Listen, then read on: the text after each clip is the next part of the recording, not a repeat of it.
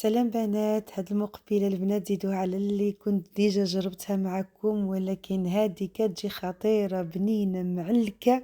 كتجي يا سلام. ندوزو المقادير في المقلة. غادي ناخدو شوية ديال الزيت البلدية، نزيدو عليها الثوم محكوكة نشحروها، 3 ديال الفليفلات كبارين مشويين مقطعين رقيق، 2 ديال الفليفلات حارين البنات حتى هما مشويين وقطعتهم رقيق.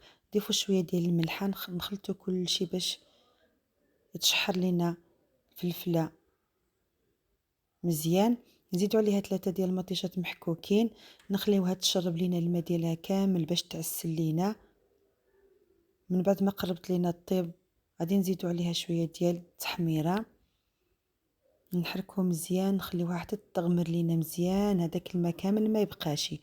صافي دابا غادي نزيدو عليها واحد المعلقه ديال الخل كيعطي لها واحد الحموضه كتجي رائعه. البنات جربوها وردوا عليا في التعاليق.